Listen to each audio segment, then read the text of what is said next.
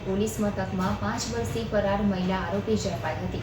અંકલેશ્વર પોલીસે ચોરીના કેસમાં દાહોદથી ધરપકડ કરી લઈ આવી હતી.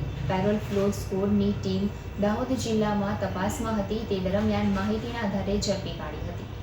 ભરૂચ પેરોલ ફ્લો સ્કોડની ટીમ જિલ્લાના વિવિધ ગુનાઓમાં નાસ્તા ફરતા આરોપીઓને પકડવા દાહોદ વિસ્તારમાં તપાસ કરી રહી હતી.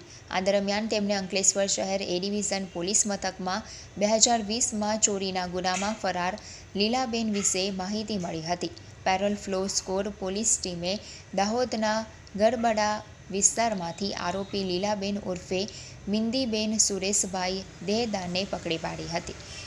આરોપી છેલ્લા 5 વર્ષથી પોલીસથી ફરાર હતી. પોલીસે બાતમીદારો અને ટેકનિકલ સર્વેલન્સની મદદથી આરોપીને શોધી કાઢી હતી. લીલાબેન દેવધા ગામની નિશાળ ફળિયામાં રહે છે તેવી માહિતીના આધારે ઝડપી પાડી હતી અને અંકલેશ્વર લઈ આવી અંકલેશ્વર એ ડિવિઝન પોલીસને સોંપી દીધી છે.